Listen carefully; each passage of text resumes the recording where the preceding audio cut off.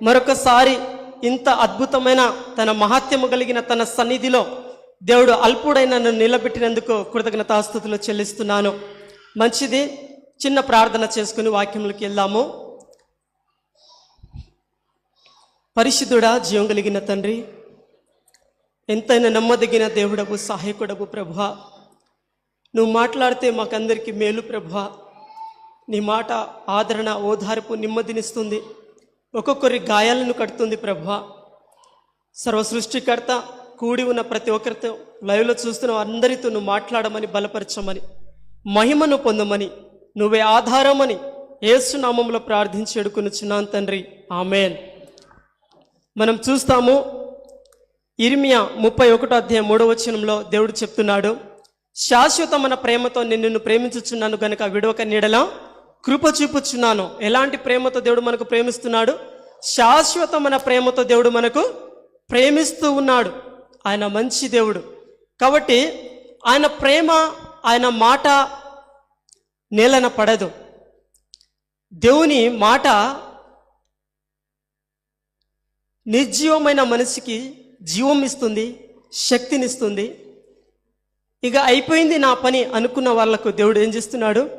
బలం ఇచ్చి, శక్తినిచ్చి, బలహీనులను దేవుడు లేవనెత్తి దేవుడు బలంగా నిలబెట్టుకుంటాడు. ఆయన సర్వశక్తిమంతుడు. మరి మాట ఇచ్చిన దేవుడు మాట తప్పిపోడు. దేవుడు చెప్తున్న మాట యెషయా గ్రంథం 43:1 నుండి, అయితే యాకోబు నిన్ను సృజించిన వాడగు యెహోవా, ఇజ్రాయేలు నిన్ను నిర్మించిన వాడగు ఇలాగు సెలవిచ్చుచున్నాడు, భయపడకము, పేరు పెట్టి నిన్ను పిలిచి ఉన్నాను, నీవు నా సొత్తు. యాకోబు పేరు దగ్గర మీ పేరు పెట్టుకోండి, మీ పేరు పెట్టుకోండి, చదువుకోండి వాక్యము. నిన్ను సృజించిన దేవుడు, నిన్ను నిర్మించిన దేవుడు ఏమంటున్నాడు? భయపడకు, పేరు పెట్టి నిన్ను పిలిచి ఉన్నాను. తల్లి గర్భంలోనే దేవుడు రూపించుకున్నాడు, తన పోలికలో, తన రూపులో తన ఆత్మనిచ్చాడు. మనలో ఉన్న ఆత్మ దేవుని ఆత్మ కనుక ఆ దేవుడే చెప్తున్నాడు, నువ్వు నా సొత్తువి, కాబట్టి ఎందుకు భయపడుతున్నావు? నువ్వు భయపడుకు అంటాడు. తర్వాత నువ్వు జలములలో బడి దాటినప్పుడు నేను నీకు తోడయ్యుందును, నదులలో బడి వెళ్ళినప్పుడు అవి నీ మీద పోర్లి పారవు, నీవు అగ్ని మధ్యను నడిచినప్పుడు కాలిపోవు జ్వాలలు నిన్ను కాల్చవు. ఇవి ఎవరు మాట ఇచ్చారు? దేవుడు మాట ఇచ్చాడు. ఎవరితో? తన బిడ్డలతో. నువ్వు జలములలో పడినప్పుడు పొంగి పారలవు, నదులలో వెళ్ళినా, నదులలో నుండి నువ్వు వెళ్ళినా దేవుడే పోర్లి పారకుండా నీ మీదికి రాకుండా అపాయము కాపాడుతా అంటున్నాడు. అగ్నిలో పడవేసినా కూడా ఏ హాని నీకు కాకుండా నేను కాపాడుతా అని దేవుడు చెప్పినాడు. చెప్పిన దేవుడు, మాటిచ్చిన దేవుడు తప్పకుండా నెరవేరుస్తాడు. ఆయన నమ్మదగిన దేవుడు. మరి 430 సంవత్సరాలు ఐగుప్తులో బానిసగా ఎట్టి చాకరీ చేస్తూ నలిగిపోతూ, ఏసారిపోయి, తల్లడిల్లుతూ, ఏడుస్తూ ఉన్న ఒక్కొక్కరి బాధ మోర దేవుడు ఆలకించి మోషేను తీసుకెళ్ళి ఏం చేశాడు? తన మహత్యమైన గొప్ప కార్యాలు, అద్భుతమైన కార్యాలు దేవుడు చేసి 430 సంవత్సరాల దాసత్వం నుండి దేవుడు వారిని బానిసత్వము నుండి స్వాతంత్రులుగా మార్చి ఎక్కడికి తీసుకొచ్చాడు?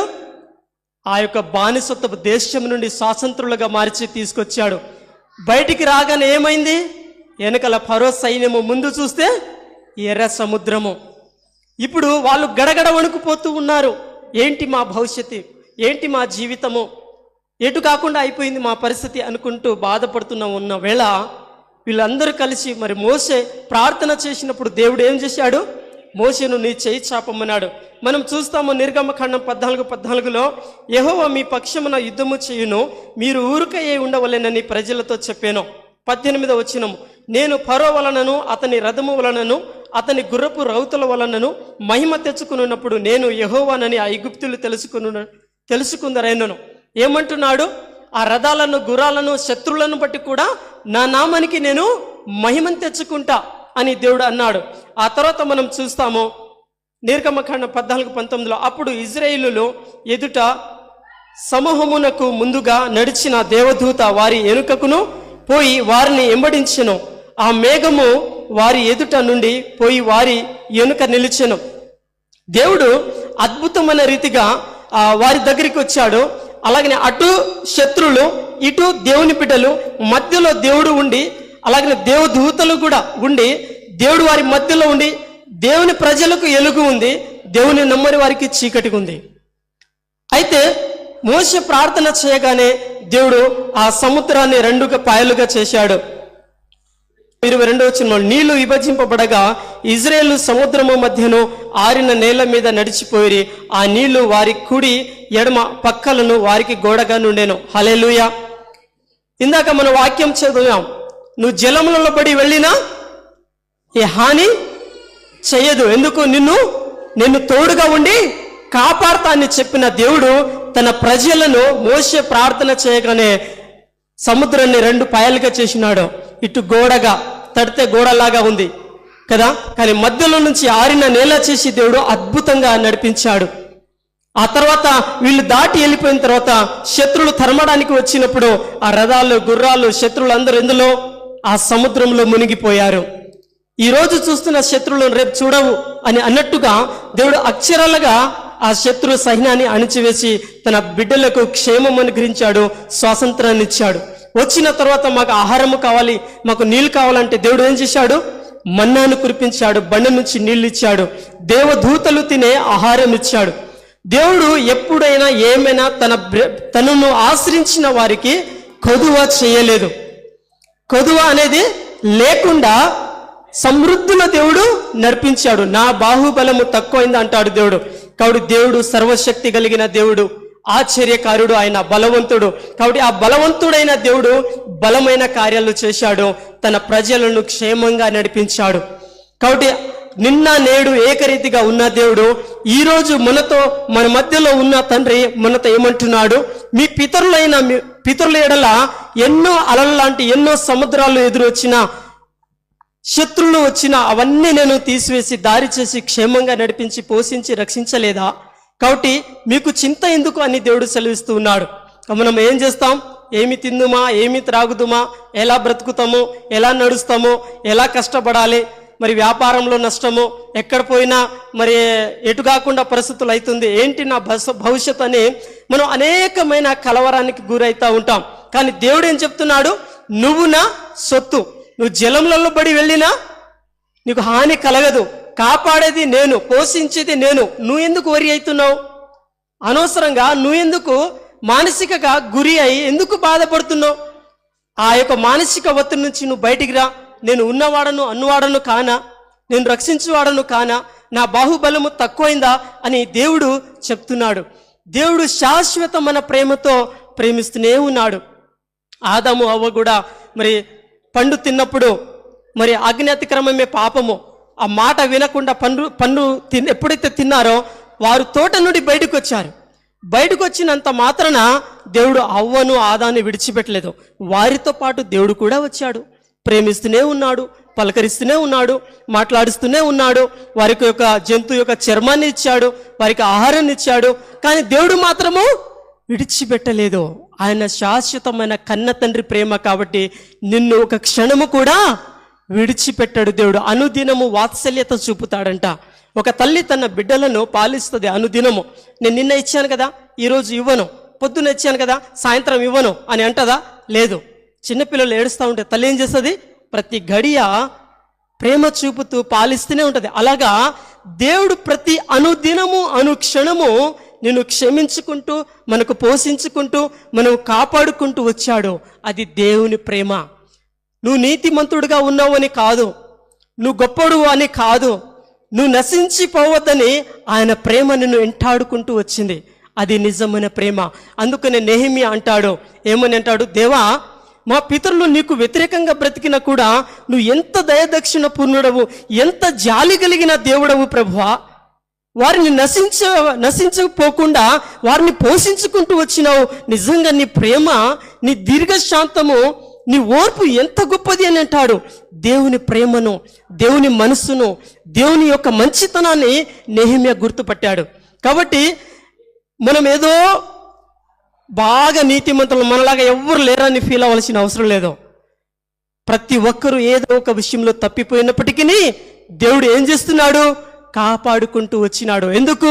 అవకాశం ఇస్తూ ఉన్నాడు, నశించిపోకుండా ఇప్పుడైనా మారుతారా, ఇప్పుడైనా నా దగ్గరికి వస్తారా అని దేవుడు అనుదినము కాపాడుకుంటూ వాగ్దానము చేసిన వాడు విడవకుండా ఎడబాయకుండా దేవుడు నడిపిస్తున్నాడు. దేవుడు చెప్పాడు ఏమని, నిన్ను విడవను ఎడబాయమను, దిగులు పడకు, భయపడకు, జడియకు, నువ్వు నడుచు మార్గం అంతట్లో నీ దేవుడైన యెహోవా నేను నీకు తోడుగా ఉండి కాపాడుకుంటూ వస్తానని దేవుడు వాగ్దానం చేశాడు యెహోషువ 1:9 కదా. అలాగనే దేవుడు మన మార్గం అంతట్లో చేసే ప్రతి పనుల్లో దేవుడు తోడే ఉండి నడిపిస్తున్నాడు. కాబట్టి మాట తప్పని దేవుడు. మనం ఏం చేస్తాం, ప్రభువా ఈ రోజు నుంచి నీతిగా బ్రతుకుతా, ఈ రోజు నుంచి మంచిగా జీవిస్తామంటాం, తర్వాత ఆ నీతి, యథార్థత, పరిశుద్ధత అంతా మరిచిపోతారు కదా. ఎక్కడైనా డీజే పెట్టారనుకో, డ్యాన్స్ చేస్తూ ఉన్నారనుకో, అందరు చూస్తూ పోయి వీళ్ళకి ఎరగకుండానే వీళ్ళు కూడా డ్యాన్స్ చేస్తూ ఉంటారు. అంటే కాసేపట్లోనే వాళ్ళ మైండ్, వాళ్ళ యొక్క మనసు అంత దాని మీద పెట్టేస్తారు, అంత మరిచిపోతారు.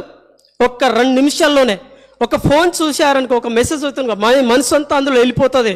ఇక పక్కన ఎవరు పోతున్నారు, ఎవరు ఏం ఎత్తుకుపోతున్నారు, ఎవరేం మాట్లాడుతారు, ఏది పట్టించుకోరు కదా. కాబట్టి ఒక మనిషి వెంటనే తన దృష్టిని కేంద్రీకరించేస్తున్నాడు, దేనికో దాని మీద మనసు ఇచ్చేస్తున్నాడు. కానీ అదే మనసు దేవుని మీద ఇవ్వడం లేదు. ఈరోజు నాకు సంతోషం లేదు, నాకు సమాధానం లేదు, ఎంత కష్టపడినా, ఎంత ప్రయాసపడినా, ఎంత వాక్యం చదివినా కూడా నాకు చదివినట్టు లేదు, నాకు అసలు తృప్తి లేదు, ఎందుకు ఇది, ఎందుకు ఈ బాధ అని నువ్వు అనుకోవచ్చు.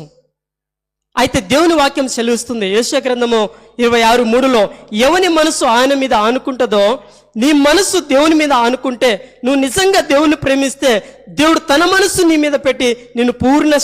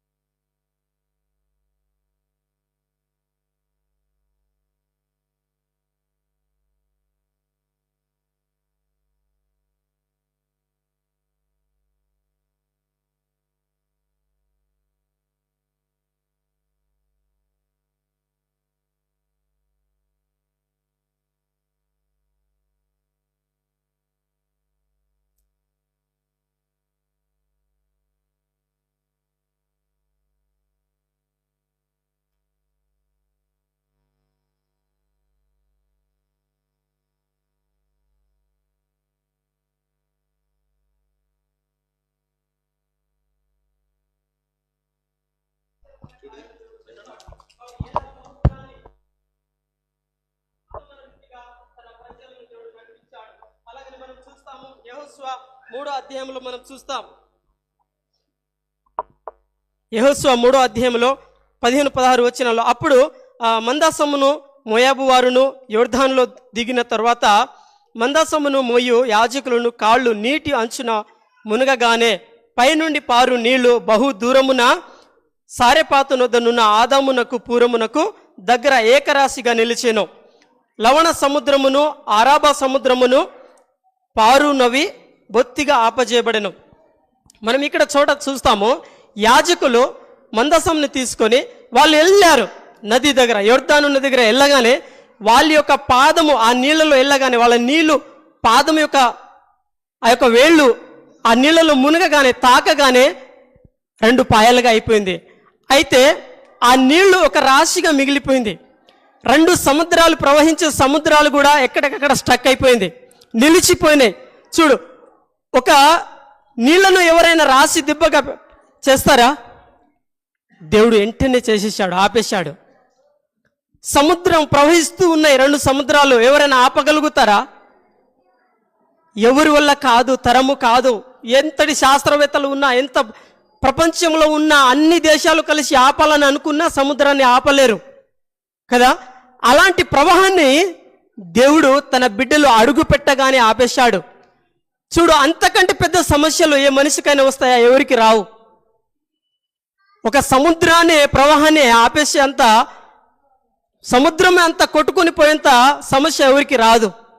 చిన్న చిన్నవి మనకు వచ్చాయి, చిన్న చిన్నవి, కానీ వాటిలో నుండి తప్పించుకునే మార్గం కూడా దేవుడు పెట్టి ఉన్నాడు.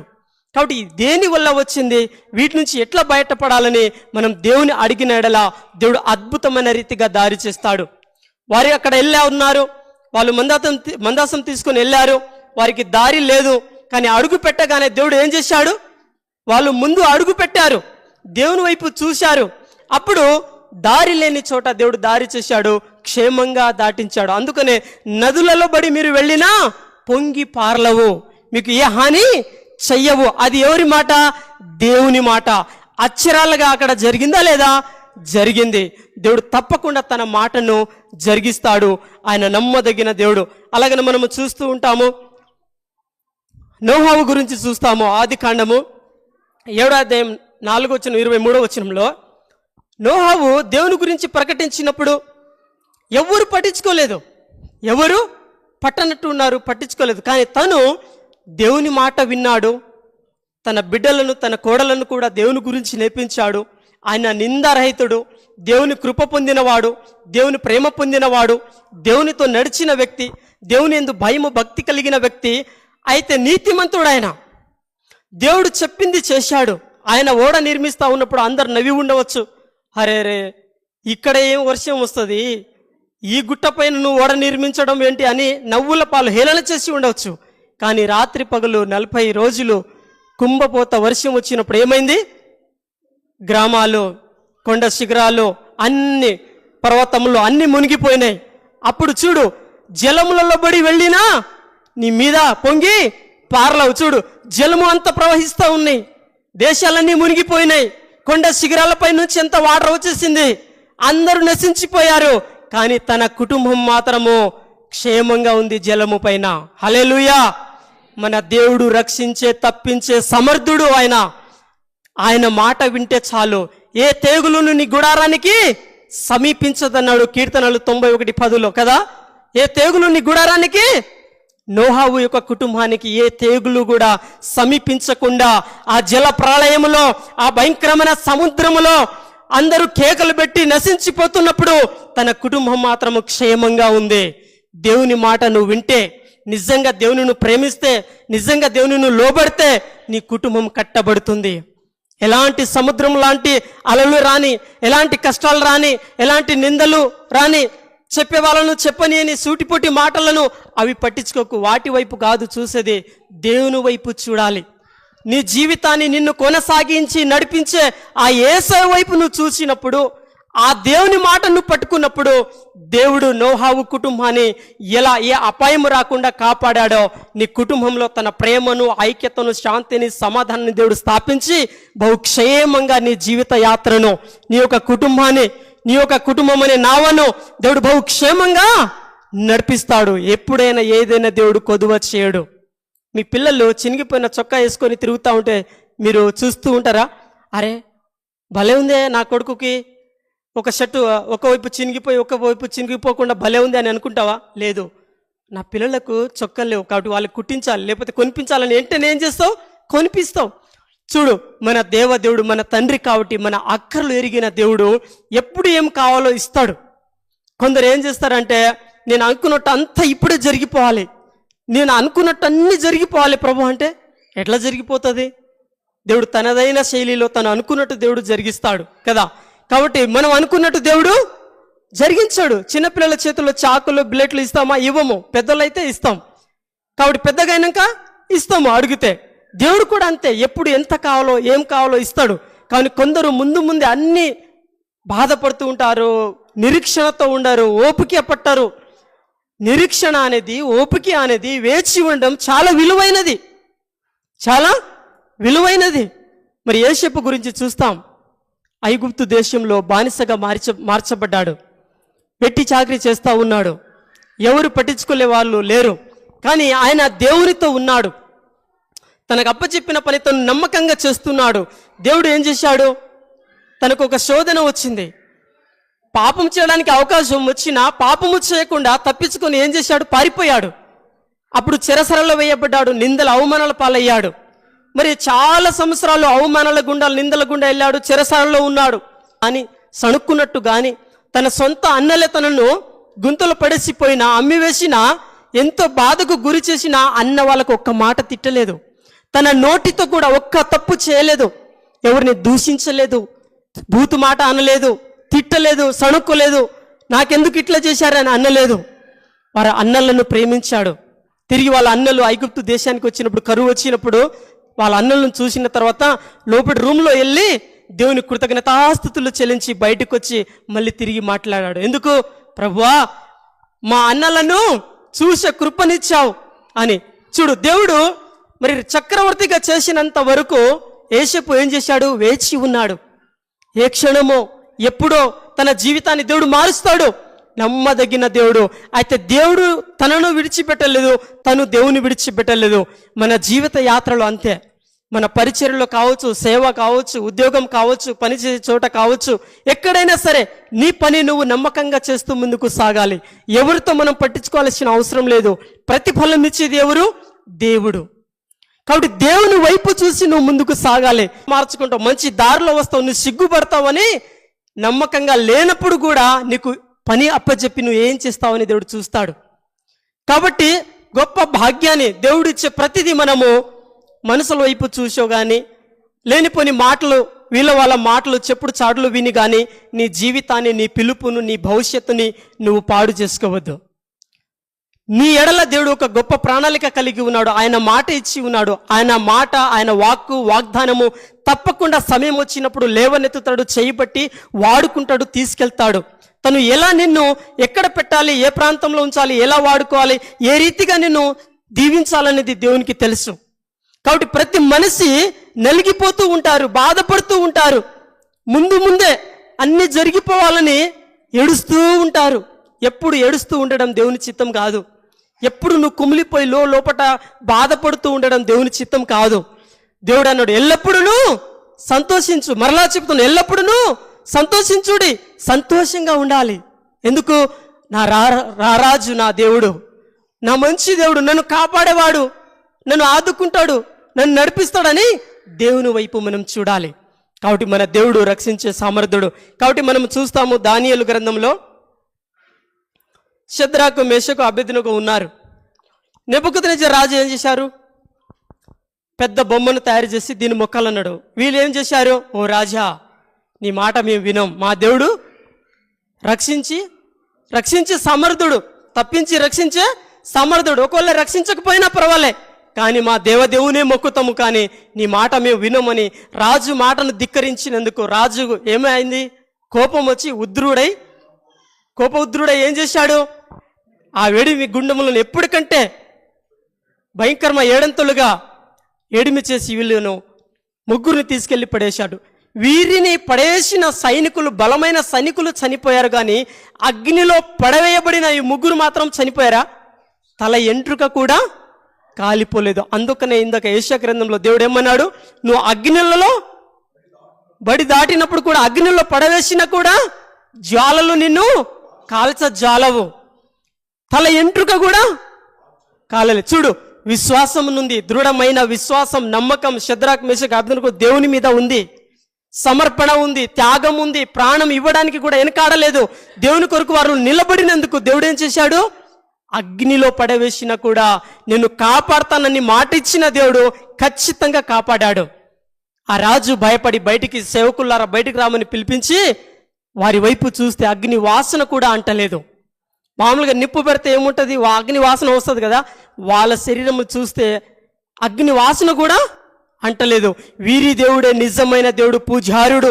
వీరి జోలికి ఎవరైనా పోయారా వారి ఇల్లు పెంట దిబ్బలాగా అయిపోతుంది, తుత్తునీయులుగా అయిపోతుంది అని శాసనము మార్చబడ్డది.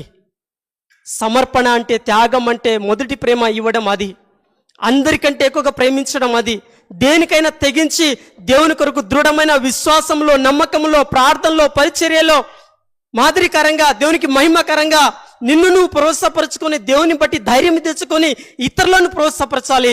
ఇతరుల జీవితాలను, కుటుంబాలను కట్టే రీతిగా ఉండాలి. ఒక సేవకుడు అయినా, ఒక సేవకురాలైనా, ఒక విశ్వాసి అయినా, ఒక యవనస్తుడైనా, ఒక వృద్ధాపంలో ఉన్న వ్యక్తి అయినా, ఒక యవనస్తురాలైనా, ఎవరైనా సరే ఎలా దేవుని హత్తుకొని మాదిరికరమైన జీవితము కలిగి ఉండాలని దేవుడు ఎంతో ఆశపడుతూ ఉన్నాడు. కాబట్టి అలాంటి విశ్వాసము కలిగి మనం ఉండాలి. కాబట్టి అదే దేవుడు ఇష్టపడతాడు. నీ త్యాగాన్ని చూస్తాడు, నీ సమర్పణ, నీ ప్రేమ, నువ్వు ఎంతగా దేవుని ఘనపరుస్తున్నావో, మహిమపరుస్తున్నావో అది దేవుడు చూసి నీకు ప్రతిఫలం ఇస్తాడు. కాబట్టి మనం చూస్తాము, బయట నుంచి వచ్చిన సామ్యలు దేవుని స్వరము విన్నాడు, దేవుని స్వరము విన్నాడు, అభిషేకించబడ్డాడు, రాజులను అభిషేకించాడు, గొప్ప ప్రవక్తగా మార్చబడ్డాడు. కానీ దేవుని సన్నిధిలో పరిచర్య చేస్తూ పెరిగిన ఏలి యొక్క కుమారులు ఏమైపోయారు? వారి జీవితాలను పతనం చేసుకున్నారు. దేవుని సన్నిధిలోనే ఉన్నారు, పరిచర్య చేస్తున్నారు, కానీ ఇతరుల కుటుంబాలను పాడు చేయడము, చాడులు చెప్పడము, ఇతరులను బాధ పెట్టడము, దుఃఖంలో వేదనతో వచ్చిన వారికి ప్రేమ చూపించబోయి వాళ్ళను బాధ పెట్టడము, హింసకు గురి చేయడము, నానా రకాలమైన మాటలతో వాళ్ళకు వేధింపుకు గురి చేయడం చేశారు. అదే సామ్యలు చర్చిలో వచ్చి దేవుని సన్నిధి అనుభవిస్తూ దేవుని స్వరము విని అనేక జీవితాలను, కుటుంబాలను కట్టుకుంటూ వచ్చాడు.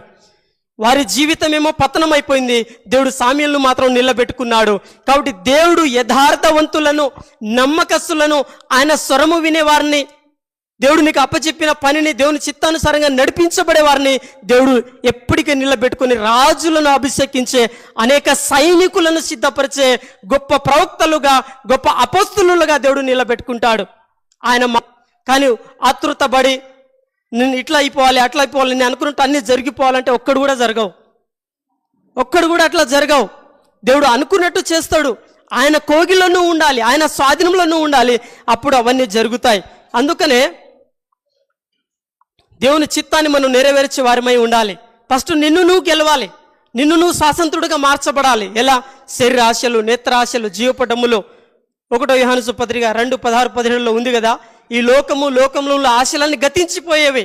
కాబట్టి నీకు శరీర ఆశల మీద గెలవాలి, చెడు తలంపుల పైన గెలవాలి, నేత్రాశలు, ధన ఆశ, ఈ లోకపు పిచ్చి, ఈ లోకపు నటనలు, వేషధారణ, ఈ వీటికి నువ్వు గెలవాలి. ఫస్ట్ నిన్ను నువ్వు గెలవాలి. మనం చూస్తాము, మహాచక్రవర్తి అయిన అలెగ్జాండర్ ప్రపంచ దేశంలో అనేక దేశాలను జయించాడు, కానీ శరీరేచ్ఛల చేత భయంకరమైన పాపం చేసి తను చనిపోయాడు. చూడు, 33వ ఏటలోనే తన జీవితాన్ని ముగించాడు. ఏం ప్రయోజనము? మహాజ్ఞాని, అనేక దేశాలను గెలిచాడు, కానీ ఏం ప్రయోజనము? తనకు తనే గెలవలేకపోయాడు. బ్రతుకు దండుగా అవుతుంది.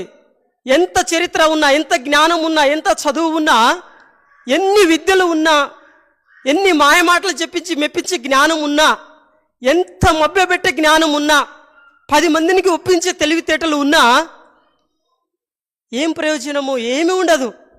దండుగా అవుతుంది బ్రతుకు కదా. అందుకనే మొదటగా నీకున్న బలహీనతలను నువ్వు తీసేసుకో. వాక్యము చదువు, ప్రార్థన చేయి, రాత్రి పగలు దేవునితో బాగా గడుపు, నిన్ను నువ్వు గెలువు, అప్పుడు దేవుడు నీకు జయమిస్తాడు. అందుకనే నిన్ను నువ్వు గెలిచి ఏ తప్పుడు ఆలోచనలు రాకుండా, తలంపులలో తొలగిపోకుండా, చెడు కలలతో, చెడు భావాలతో పీడిస్తపడుతూ లేస్తూ పడుతూ ఉండకుండా, ఇవన్నీ దురాత్మల ప్రభావం నువ్వు గెలవాలంటే వాక్యము నీలో ఉండాలి. నీ ఎదుట నేను పాపము చేయకుండాన్నట్లు నా హృదయంలో నీ వాక్యం ఉంచుకొని ఉన్నానని 119 కీర్తన 11వ అధ్యాయం వచనంలో రాయబడిన రీతిగా నీ గుండె నిండా వాక్యం ఉండాలి. వాక్యమే దేవుడే ఉన్నాడు. వాక్యము నీ గుండె నిండా ఉండి అంటే దేవుడు నీలో ఉంటాడు, ఆయన శక్తి ప్రవహిస్తూ ఉంటుంది. దేవుడు తన శక్తివంతమైన కార్యంలో దేవుడు చేయడానికి దేవుడు సిద్ధంగా ఉన్నాడు. అందుకనే దేవుడే మాట ఇచ్చాడు, నిన్ను విడువను ఎడబాయను. ఆయన శక్తి ఎలాంటిదో, ఆయన ఎలాంటి మహత్యము కలిగిన వాడో, ఆయన ఎలాంటి బలము కలిగిన వాడో, ఆ బలమైన కార్యములు చేయాలని దేవుడు నిన్ను శాశ్వతమైన ప్రేమతో ప్రేమిస్తూనే ఎంటాడుతూనే ఉన్నాడు. కానీ నువ్వే నీ పనిలో పడి మనమే ఏం చేస్తాము? ఈ లోకం వైపు చూసి దేవుని పని, దేవుని యొక్క సేవ, పరిచర్యను, వాక్యము, ప్రార్థన, దృఢమైన సంకల్పం, విశ్వాసముతో ముందుకు సాగిపోకుండా, నీ బలహీనతలను నువ్వు జయించలేకుండా నాకు ఇది కావాలి, అది కావాలి, అన్ని కావాలంటే ఎట్లా జరుగుతుంది? ఏది జరుగుతుందా? నీకు దేవునికి ఇష్టం లేనిది విడిచిపెడితేనే కదా నీలో కార్యము అయ్యేది. కాబట్టి ఫస్ట్ నీ ఆత్మకు, నీ మనసుకు నువ్వు గెలవాలి, స్వాతంత్రుడు అవ్వాలి. అప్పుడు నిన్ను నువ్వు జయించినప్పుడు ఆయన ఎలుగై ఉన్న దేవుడు, ఆ ప్రకాశవంతము నీ మీద, ఆయన ముఖకాంతి, ఆయనకు వెలుగు ప్రకాశింపబడినప్పుడు నువ్వు వెలుగుతూ మండుతూ ఉంటావు కదా. కాబట్టి అనవసరమైన ఆలోచనలు రావు. కాబట్టి చాలా మంది వాళ్ళ మనసులలో తప్పిపోతూ ఉంటారు. చెడు తలంపులతో వారి యొక్క పవిత్రంగా చక్కగా ఉండాల్సిన మనసును అపవిత్రం చేసుకుంటున్నారు. అందుకనే యోబు అంటాడు 31వ అధ్యాయంలో, నేను కన్యకలను ఎలాగూ చూచుదును, నేను చెడు తలంపులతో ఎలా ఆలోచన చేస్తా? ఒకవేళ చెడ్డ ఆలోచనతో నేను ఆలోచన చేసినాడలా, చెడు భావముతో నేను చూసినాడలా, సర్వశక్తిమంతుడు నన్ను చూస్తున్నాడు. అయ్యో, సర్వశక్తిమంతుడు నన్ను చూస్తున్నాడు కాబట్టి ఆయన ఆజ్ఞను నేను మీరిన వాడనైతా కదా. ఆయన ఆజ్ఞను నేను మీరితే మరి పరలోకానికి ఎలా స్వాతంత్రించగలను? పరలోకానికి, దేవుని యొక్క రాజ్యానికి హక్కు కలిగిన వాడని ఎట్లా అవుతాను? అవ్వలేను కదా. కాబట్టి ప్రభువా, నా కనులతో నిబంధన చేసుకుంటున్నాను. ఈ రోజు నుంచి నా కనులతో చెడు దృష్టి చూడను. నా కనులు నిన్ను చూడాలి, నా చెవులు నీ స్వరం వినాలి, నా గుండె నిండా నువ్వు ఉండాలి అని దేవునితో నిబంధన చేసుకుంటాడు తను. మన జీవితం కూడా అంతే, దేవునికి నిబంధన చేసుకోవాలి. అందరం పిలువబడిన వారమే, అందరినీ దేవుడు ప్రేమిస్తూనే ఉన్నాడు. మరి ఆయన యొక్క ప్రేమ రుచి చూడాలంటే, ఆయన యొక్క మంచితనము చూడాలంటే మన వెనుకల్లో వాక్యం రాయబడి ఉంది, నా మంచితనం అంతా నీ ఎదుట కనపరచెదను. మోషే ఎడల తన మంచితనము కనపరిచాడు దేవుడు. ఎందుకు? ఆయన సాత్వికుడు, నమ్మకమైన వాడు. నమ్మకంగా ఉంటేనే, యథార్థమైన హృదయం ఉంటేనే తన గుడారమైన రహస్యమైన తన మంచితనం అంతా దేవుడు తెలియపరుస్తాడు కదా. కాబట్టి దేవుని ఆజ్ఞలు, దేవుడు చెప్పింది మనం చేయకుండా మన ఇష్టం అనుసారంగా పోతే, చెయ్యి, నీ ఇష్టం అనుసారంగా చెయ్యి, చూస్తూ ఉంటాను నేను, చెయ్యి, నువ్వు ఎక్కడ దాకా పోతావు అంటాడు దేవుడు. చూసినావా? దేవుడు శాశ్వతమైన ప్రేమతో మనకు ప్రేమిస్తూ ఉన్నాడు. కాబట్టి మనము స్వతంత్రులుగా మార్చబడాలి. ఆలోచన విధానంలో పవిత్రంగా ఉండాలి, హృదయం శుద్ధిగా ఉండాలి. నీ హృదయమే నా ఆలయం, నీ హృదయంలో నేను నివాసం ఉంటాను. అది దేవుని మాట. దేవుని మాట నెలన పడదు. నీ హృదయంలో నీ నివాసం. మరి నీ హృదయంలో దేవుడు నివాసం ఉండాలంటే, నీకు నెమ్మది, శాంతి, సమాధానం కావాలంటే, నీలో ఉన్నవాడు లోకంలో ఉన్నవాడు కంటే గొప్పవాడు.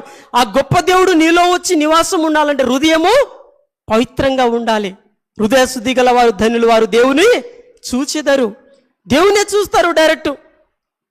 కాబట్టి హృదయం ఎలా ఉండాలి? పవిత్రంగా ఉండాలి. ఎవరి మీద కక్షలు ఉండవద్దు, కోపం ఉండదు, ఆశయం ఉండదు, ద్వేషం ఉండదు, అతిశయపడవద్దు, ఇది నా వలన జరిగిందని అనవద్దు. నెబుకద్నెజర్ రాజు ఏం చేశాడు? హాయిగా చక్కగా వచ్చి నగరిలో తిరుగుతూ, అబ్బా, ఈ పట్టణం అంతా నా వలనే కలిగింది అనుకున్నాడంట, గర్వపడ్డాడంట. అంతలోనే ఏమైంది? దేవుని మాట వచ్చింది, గడ్డి మేపినాడు కదా. కాబట్టి అహంకారులను ఎదిరించి దీనుల ఎడ దేవుడు కృప చూపుతాడు. గర్విష్ఠులను ఎదిరించి వినయం కలిగిన వారి వద్ద, దీన మనసు గల వారి వద్ద దేవుడు ఉండి వారిని దేవుడు లేవనెత్తుతాడు. కాబట్టి మన జీవితంలో ఎప్పుడైనా తగ్గింపుతో, వినయముతో ఉండాలి. దేవుని చిత్తానుసారంగా ముందుకు సాగడానికి మనం ప్రయత్నం చేయాలి. అప్పుడు దేవుడు తన గొప్ప కార్యంలో, తను అన్న మాటలు దేవుడు నెరవేరుస్తాడు. యెహోషువ భయపడుతూ ఉన్నాడు మోషే చనిపోయిన తర్వాత. అప్పుడు దేవుడు అన్నాడు, మోషకు నేను తోడుగా ఉన్నట్లు నీకు కూడా నేను తోడే ఉండి నడిపిస్తా. ఏ నరుడు నీ ఎదుట నిలువ నేరని మోషేతుకు చెప్పిన మాట యెహోషువతో దేవుడు చెప్పి, అద్భుతంగా యెహోషువ దేవునికి లోబడినందుకు వెళ్ళిన ప్రతి చోట జయం పొందుకుంటూ చక్కగా వెళ్ళాడు. అప్పుడు యెహోషువ చెప్తాడు, నేను నా ఇంటి వారు యెహోవాను సేవిస్తాము.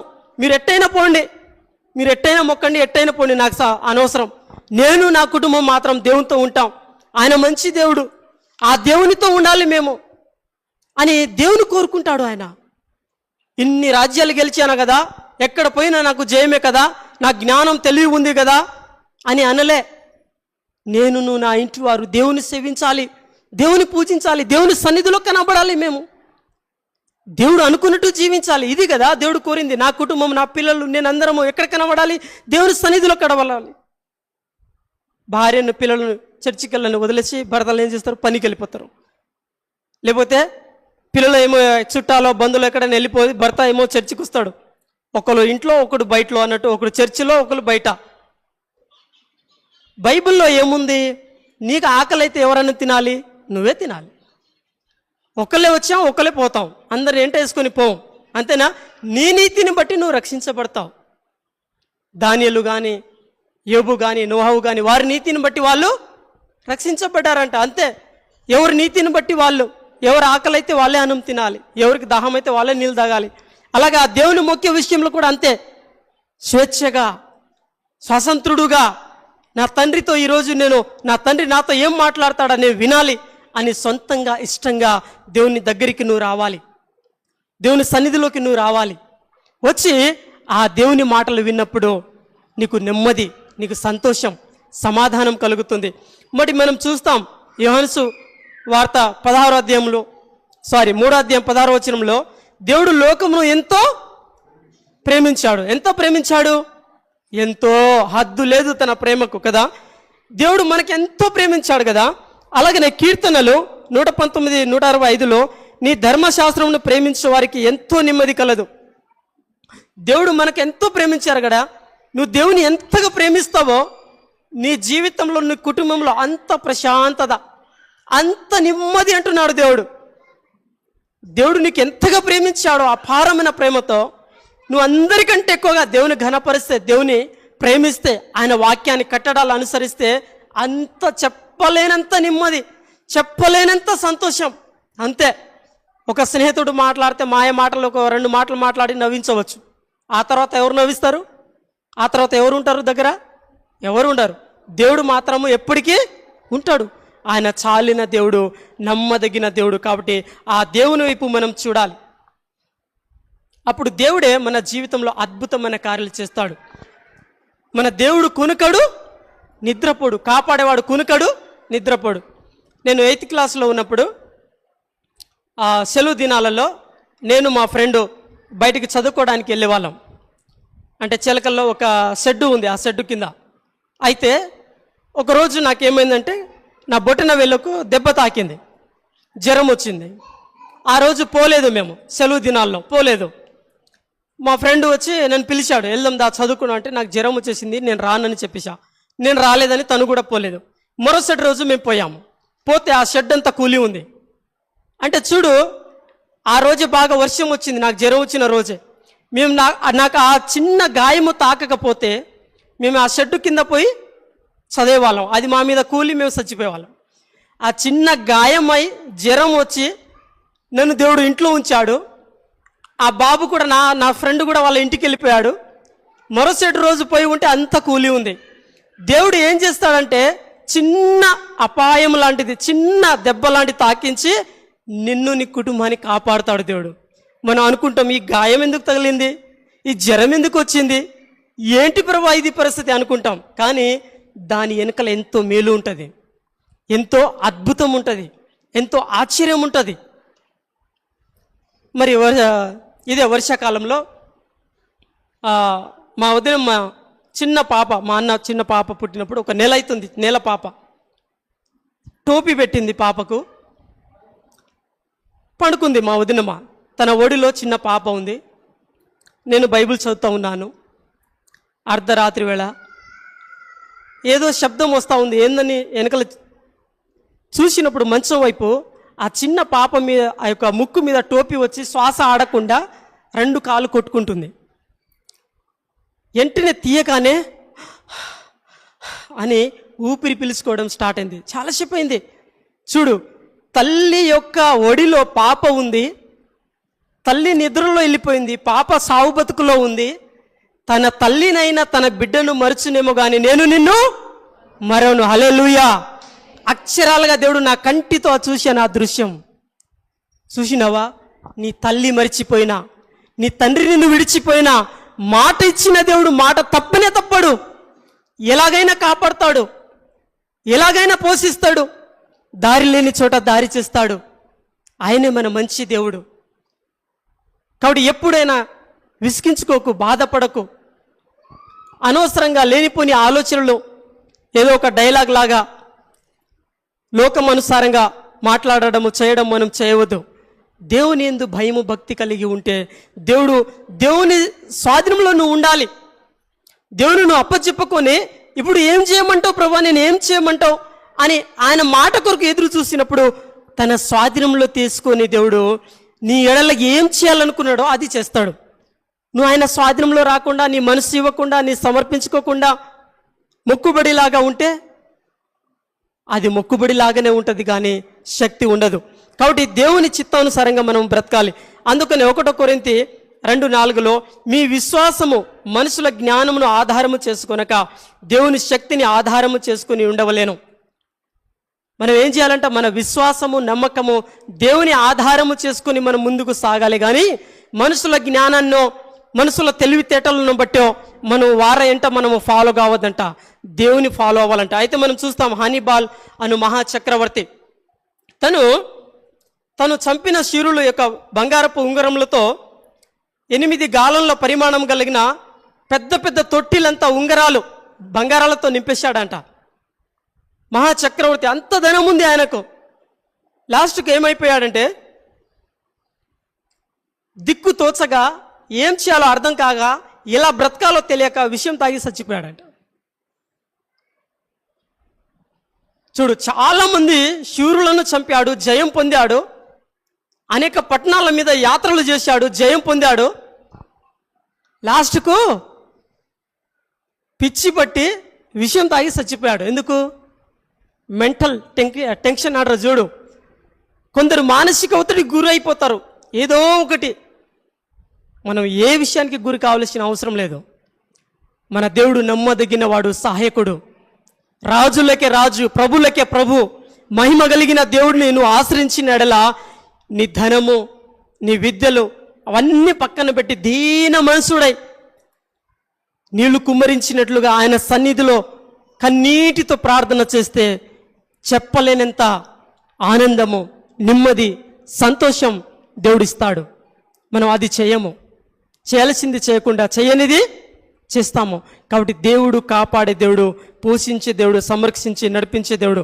కాబట్టి ఆ దేవుని వైపు మనం చూస్తే దేవుడు అద్భుతమైన రీతిగా దేవుడు మనకు ముందుకు నడిపిస్తాడు. మత్తయి సువార్త 14:29 మనం చూస్తాం. ఈ చోట యేసు ప్రభు సముద్రంలో వస్తూ ఉన్నప్పుడు మరి పేతురు కూడా వెళ్తాడు కదా.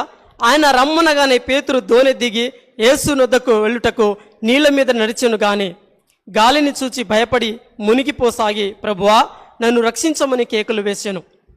వెంటనే యేసు చెయ్యి చాపి అతని పట్టుకొని, అల్ప విశ్వాసి ఎందుకు సందేహపడితేవని అతనితో చెప్పాను. పేతురు ఏం చేశాడు? దేవుని వైపు చూసినప్పుడు నడిచాడు, బాగుంది. కానీ సముద్రం వైపు, అలల వైపు చూసినప్పుడు ఏమైపోయింది? మునిగిపోసాగాడు. అంటే విశ్వాసం సన్నగిల్లిపోయింది, నమ్మకంలో తొలగిపోయాడు. మన జీవితం అంతే. వచ్చే కష్టాల వైపో, ఈ లోకం వైపో, యుద్ధాల వైపో, అనేకమైన భయంకరమైన వార్తలు వినో నువ్వు కలవరపడాల్సిన, భయపడాల్సిన అవసరము లేదు. మనం ముందు ఉన్న దేవుని వైపు చూడాలి. తర్వాత తను ఏం చేశాడు? వెంటనే యేసు చేయి పట్టగానే దేవుడు చేయి పట్టుకున్నాడంట, లేకపోతే మునిగిపోయేవాడు. అప్పుడు మనం ఏం చేయాలి? పేతురులాగా దేవుని అడగాలి. ఏమని? ప్రభువా నాలో విశ్వాసం దయచే, నమ్మకం దయచే, నాలో ఉజ్జీవం దయచే, నిన్ను నువ్వే మార్చుకో, నా చేయి పెట్టుకో, నన్ను నిలబెట్టుకోమని మనము దేవుని వేడుకోవాలి, ఆయన సహాయం కోరాలి. మరి పేతురు మునిగిపోసాగినాడు. కానీ తర్వాత ఏం చేశాడు? దేవుని సహాయం అడిగాడు. అడిగినప్పుడు దేవుడు చేయి పట్టి నిలబెట్టాడు. మన జీవితంలో కూడా అంతే. ఏమి దిక్కు తోచినా, దిక్కు తోచకపోయినా ఒకటే చేయాలి. ఏంది? దేవుని సన్నిధిలో వెళ్ళి మోకరించి ప్రార్థన చేయడం, దేవుని ఘనపరచడం, దేవుని మహిమపరచడం. మరి ఈరోజు చిన్నలు పెద్దలు అందరూ ఉపవాసాలు ఉన్నారు కదా, ఎంత అద్భుతం. ఉదయం నుంచి దేవుని సన్నిధిలో ఉన్నాం. ఒక్క దినము గడుపుట 1000 దినాల కంటే శ్రేష్టమైనది. ఇందాక బాలన్న చెప్పాడు, దావీదు చెప్తాడు ఒక మాట, నేను దేవుని సన్నిధికి ఎప్పుడు వెళ్ళేదను, ఆయన సన్నిధికి నేను ఎప్పుడు కనబడేదను అని దుప్పి నీటి వాగుల కొరకు ఆశపడినట్లుగా, అంటే నీటి కొరకు ఆశపడినట్లుగా నా ప్రాణము నా దేవుని స్తుతించాలి, దేవుని ఘనపరచాలి, దేవుని సన్నిధిలో కనబడాలని దావీదు ఎంతో ఆత్రత పడుతూ ఉండేవాడంట. ఆసక్తితో ఆత్రపడేవాడంట, ఆసక్తితో ఎదురు చూసేవాడంట. దేవుని సన్నిధికి వెళ్ళాలి, మోకరించాలి, ప్రార్థన చేయాలని. కాబట్టి మన దేవుడు అద్భుతకారుడు, ఆలోచనకర్త. అలాగనే మనము చూస్తాము అపోస్తల కార్యంలో మనం చూస్తాము, అపోస్తల కార్యం చూస్తాము 27వ అధ్యాయం 22, 23 నుంచి. ఈ చోట పౌలు తనతో పాటు 276 మంది మొత్తం సముద్రంలో వెళ్తా ఉన్నారు వాళ్ళు ఓడ ప్రయాణంలో. అయితే 3 నదులు ప్రవహించే చోట వాళ్ళు వచ్చేసారు, ప్రమాదంలో వచ్చేసారు. బ్రతుకు మీద ఆశ లేదంట, ఇంకా మనం చచ్చిపోతున్నామని డిసైడ్ అయిపోయారు. వాళ్ళ సామగ్రిలన్నీ పడేశారు, ఏ ఆధారము లేదు, అందరూ భయపడుతూ ఉన్నారు. అయితే దేవుడు పౌలుతో మాట్లాడాడు, నువ్వు భయపడకు, నిన్ను బట్టి నీతో ఉన్న వారిని అందరినీ నేను కాపాడతా, మీరు ఒక్కరు కూడా నశించరు అని దేవుడు చెప్పాడు. అది దేవుని మాట. పౌలు దేవుని మాటను ఆధారం చేసుకొని వాళ్ళు ఉన్న అందరినీ, ఓడలో ఉన్న వాళ్ళందరినీ బలపరిచాడు. దేవుడు అక్షరాలుగా భయంకరమైన ప్రవాహంలో నుండి దేవుడు వారిని ఒక్కరు కూడా నశించిపోకుండా బయటికి తీసుకొచ్చాడు. చూడు, వాళ్ళు బతుకు తెరు మీద ఆశ లేదంట. ఇక చచ్చిపోతున్నాం, అయిపోయింది మా పని అనుకున్నారు అందరూ. కానీ పౌలు దేవుని మాట విన్నాడు. కాబట్టి మనం సమస్యలు ఏదైనా, ఇంకా నా బ్రతుకు అయిపోయింది, ఇంకా నా జీవితం అయిపోయింది, ఇంకా ఇదే నా సమస్య, ఇంకా చచ్చిపోతే అయిపోతుంది ఇక అని నీ బ్రతుకు మీద ఆశ లేకుండా అయిపోతుందేమో. బ్రతుకు మీద ఆశ లేకుండా సాతానుడు ఏం చేస్తాడంటే, వాక్యం ప్రార్థన లేకపోతే చెడ్డ ఆలోచనలు తీసుకొస్తాడు. ఇక నీ అనవసరం, నువ్వు బ్రతకడం ఈ భూమి మీద, నీకు ఏముంది, ఎవరు ఓర్చుకుంటున్నారు, ఎవరన్నా పట్టించుకుంటున్నా నిన్ను, ఎవరన్నా కనీసం పలకరిస్తుర్రా, ఎవరన్నా కనీసం చుట్టాలకు పిలుస్తుర్రా, ఎవరన్నా నిన్ను మాట్లాడుతున్నారా అని చచ్చిపో, అంతే నీ పరిస్థితి అని సాతానుడు ఏం చేస్తాడంటే, వాక్యం ప్రార్థన ఉపవాసం లేకపోతే ఈ చెడ్డ ఆలోచనలతో నింపివేసి నీ అంతటా నువ్వే పొయ్యిలు పడేటట్టు చేస్తాడు. నీ అంతటా నువ్వే వెళ్ళిపోయి చచ్చేటట్టు చేస్తాడు. ఆ అవకాశం ఏమిస్తున్నారు? మనమే. నీ ఆలోచన విధానంలో, నువ్వు ఆలోచించే విధానాన్ని బట్టి, నువ్వు ఊహించుకునే దానిని బట్టి నువ్వే అవకాశం ఇస్తున్నావు. చూడు, ఆ ఓడలో ఉన్న వాళ్ళు అలాగా ఉన్నారు. పౌలుతో ఉన్నవారు ఎలాంటి వాళ్ళు ఉన్నారు? బతుకు తెరు మీద ఆశ లేదు, ఇక చచ్చిపోదాం. కానీ పౌలుకు మాత్రము గురి ఎద్దకే పరుగులు, నా ముందు దేవుడు ఉన్నాడు, ఆయన తప్పకుండా రక్షిస్తాడు, తప్పకుండా కాపాడుతాడు అని ఆసక్తితో ప్రార్థన చేసినప్పుడు దేవుని స్వరము విన్నాడు. నిన్ను ఒక్కడిని బట్టి 276 మందిని నేను కాపాడుతానని దేవుడు కాపాడాడు. అది అద్భుతం. వాళ్ళందరూ, ఓడలో ఉన్న అందరి ఆలోచన వేరుగా ఉంది, కానీ పౌలు ఒక్కని ఆలోచన మాత్రం వేరుగా ఉంది. ఈయన ఏమో దేవుని వైపు చూస్తున్నాడు, వీళ్ళు మిగతా వాళ్ళందరేమో సముద్రం వైపు, పోషణ వైపు, ఆ అలల ప్రవాహాల వైపు, ఈ భూ సంబంధమైన వాటి గురించి ఆలోచన చేస్తున్నారు.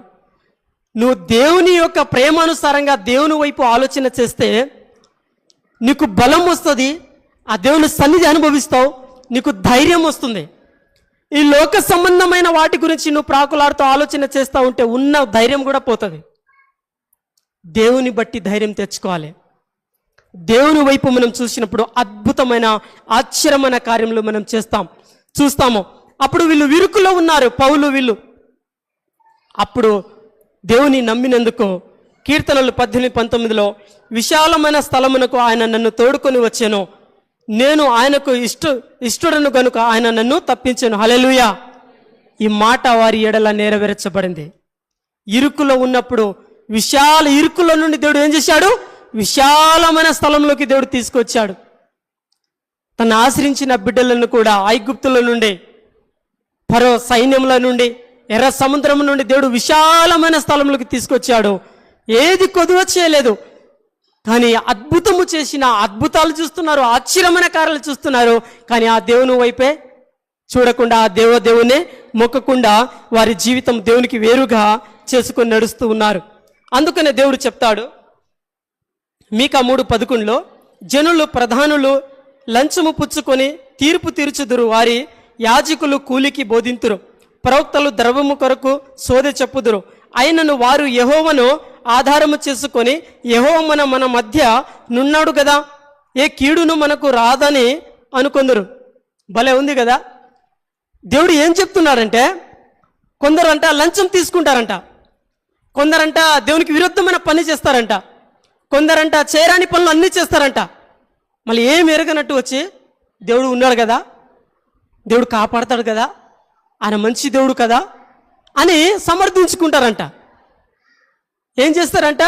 చేయాల్సింది అన్నీ చేస్తారంట. దేవుడు క్షమిస్తాడులే, దేవుడు కాపాడతాడులే అని ఏం చేస్తారంట? వారికి వారే సమర్థించుకొని, వారి పాపాన్ని ఒప్పుకొని విడిచిపెట్టి ఒక కొత్త జీవితాన్ని పొందుకొని నీతిగా నిజాయితీగా బ్రతకకుండా ఆ పాపం వదిలిపెట్టరు, చర్చికి రావడం వదిలిపెట్టరు, రెండు నడుస్తూ ఉంటాయి. వారితో దేవుడు ఉండాడు. వాళ్ళు మళ్ళీ చెప్తారంట, దేవుడు కాపాడుతాడు, ఎంత మంచి దేవుడు తెలుసా రే అని ఇతరులకు సాక్ష్యం చెప్తారంట. ఇతరులకు భలే చక్కగా చెప్తారంట. అందుకని అన్ని వంకర టింకరలో ఉన్న వాళ్ళందరి గురించి దేవుడు చక్కగా రాయించాడు. అన్ని కోణాలలో ఉన్న వారి గురించి రాయించాడు బైబిల్లో కదా. ఒక్కరిని విడిచిపెట్టలేదు దేవుడు. అందుకనే భలే చక్కగా నీతిగా మాట్లాడతారంట. అబ్బా, ఈ అన్న ఈ అక్కను చూస్తే దేవుళ్ళు కరెక్ట్గా ఉందిరా అన్న అన్నట్టు ఉంటారంట, కానీ ఉండరంట. చూసినావా? ఇలా దేవునికి విరుద్ధంగా ఉన్న వాళ్ళకి దేవుడు తప్పకుండా విడిచిపెట్టాడు, ఒక్కరి కూడా కదా.